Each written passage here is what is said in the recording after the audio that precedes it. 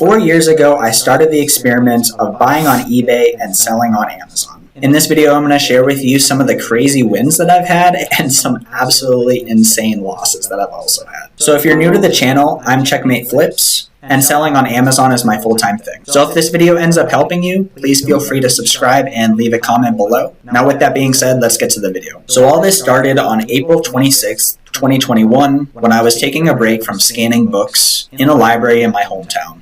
My main business model at that point was scanning used books at libraries, thrift stores, free pickups, and selling on Amazon. And it was a good business model and everything, but some days you would just go and you'd scan thousands of books and come back barely finding anything. But there was this one book that I had sold for $120 as I was checking the sales on my seller app. And since I was taking a break and just on my phone anyway, I figured I'd just pull out the eBay app on my phone since I had sold on there before. And I went to look and see if I could actually purchase that book again to sell at a profitable price. And it was actually right there. I was able to purchase the book for $60, and that would leave me a potential profit of around $40. So I decided to give that a go. And that was the very first item that I sold from eBay to Amazon, and I ended up purchasing it another 3 times for a total of 4 times. There was a small window of time where I was able to buy it for around $50 to $60 and then sell it anywhere between $110 and $120. But at that point, that wasn't my main business model, and I kept doing books and retail arbitrage and online arbitrage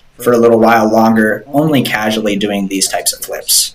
But then one day I got the opportunity to help my in-laws sell their business building, and I was able to go through a lot of the random items that they had in their building that they were going to donate anyways, and I was able to just look up hundreds and hundreds of items to see if they could actually sell on Amazon. And so one of these items was a Dymo label printer that ended up selling for $140 basically as soon as it checked in. And so I saw that it sold quickly, and it sold for a lot of money, and so I was like, where could I get more of these? And so, of course, I looked on eBay, and the timing was absolutely perfect on this because they had recently been discontinued.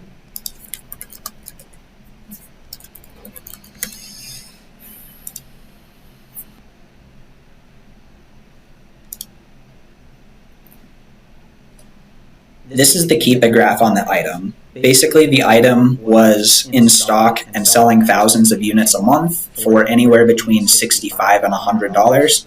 And then suddenly it was discontinued and shot up over the course of several months to a year to around 4 times what the value of the item was before. And so this created a big opportunity where basically the eBay sold comps were showing one price, but the Amazon price was a higher price. And so this created an opportunity where eBay sellers would find the item, they would see the sold comps, they would list it, and there was still a big space in order to be able to make a profit on Amazon. So what we really care about when we're looking up sold comps is we want to know what the item sells for and how fast it sells. So this particular item I was able to find for anywhere between $60 and $80 in used condition and sell for $140 to $150. And slowly over time, the price would go slightly higher on eBay and then slightly higher on Amazon, and kind of rode this all the way up to $300 on Amazon. So a couple of those items ended up making me over $20,000 profit.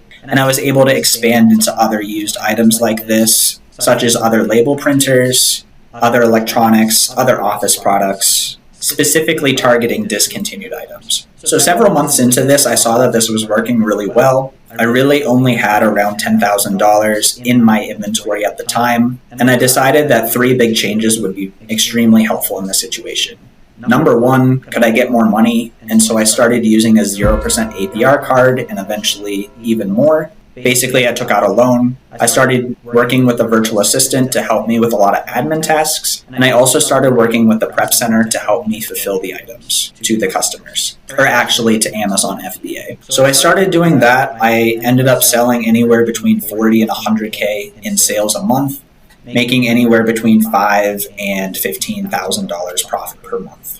But there were a few issues that ended up making that more closer to the average of $5,000 profit. So number 1, there were major account health issues, and then number 2, a lot of these items were ending up getting broken and returned because I was sending used items straight from eBay to a prep center they weren't testing a lot of these items, and so customers obviously were getting really frustrated. So this was one area that it was generally profitable, so I kept running it up, but it was really hard because I wasn't taking it seriously enough to make sure that the items were working for customers, and so this year I didn't make as much money as I could. So eventually, after close to a year of doing this, I decided to scale down a little bit to more like 30 or 40K a month, take all the profits, pay off all my cards and loans, and run the business on cash. And then around that time, I also decided to start doing new items. And so I ended up having less issues with the new items because most of them came new in the box. They hadn't been used. And so there were just less issues that the customers were going to have. And that's what I still do to this day, and it ends up working pretty well. So I'm going to share some of the biggest wins that I've had with this, and then I'm also going to share some of the biggest losses that I've had with this, and then talk about how much profit I made in each of the 4 years that I was doing eBay to Amazon. So some of the biggest wins from this. The first one is that 2 models of the dymos that I was selling ended up making over 20K profit per item. So of course that was over hundreds of units. And then the second biggest win is that I had a baby monitor that I sold 186 units of that ended up making me a total of 12,000 profit after the losses that I had from broken or returned items. That was one where I made a huge bulk purchase and ended up selling over the course of a year. And then just in general, I took a look at my ASIN profitability and inventory lab, and there are 11 ASINs that I made over $5,000 profit on, and there are 168 ASINs that I've made over $1,000 profit on.